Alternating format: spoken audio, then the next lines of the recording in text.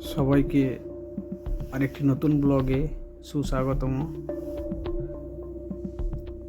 এই যে একটা ছোট্ট ছাগলের বাচ্চা প্রচুর পরিমাণে ব্যথায় ছটফট করছিল। পরে দেখতে পাই যে একটা টিউমারের মতন একটা ঘা, যেটাকে অ্যাবসেস বলা হয়। হাত দিলেই প্রচুর ব্যথা এবং কি কাতরাচ্ছিল। তৎক্ষণাৎ তড়িঘড়ি করে আমরা ডিসিশন নিই যে এটাকে অপারেশন করতে হবে। আমরা অপারেশন থিয়েটারে নিয়ে গিয়ে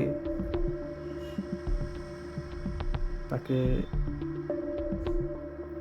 প্রিপারেশন করে আমরা অপারেশন করার জন্য রেডি হই। প্রথমেই ওর যে চামড়াগুলো ছিল, যে লোমগুলোকে কেটে পরিষ্কার করে আয়োডিন দিয়ে পরিষ্কার করা হয়। করার পরে একটা স্টেরিলাইজড যে ব্লেড, সেটাকে রেডি করা হয়। করানোর পরে অ্যানাস্থেসিয়া দিয়ে জায়গাটিকে অবশ করে কাটা হয় এবং কাটানোর পরে প্রথমে কাটতে একটু সমস্যা হচ্ছিল। কাটানোর পরে সামান্য একটু ব্লিডিং হওয়ার পর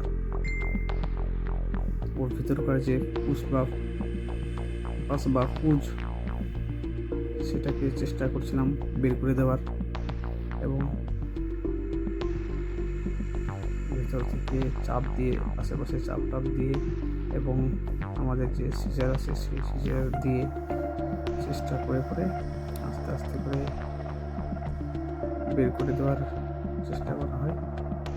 এবং আপনারা দেখতে পাচ্ছেন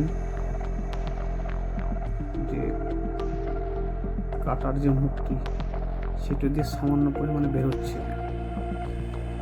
বের হওয়ার সঙ্গে সঙ্গে বাচ্চাটির যে যন্ত্রণাটা ছিল অনেকটাই কম। এখন দেখেন অনেকটাই পুজ ভিতরকার যে ঘায়ের ভিতরে যে পুজ ছিল প্রচুর করে বেরোচ্ছে। চারদিক দিয়ে চেপে বের করে দেওয়া হচ্ছে। এবং দেখতে পাচ্ছেন যে ছাগলের যে বাচ্চাটা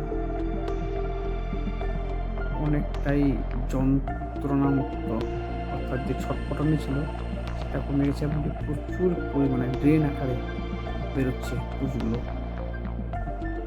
এবং ওটাকে চেপে পরিষ্কার করে বের করে দেওয়া হচ্ছে।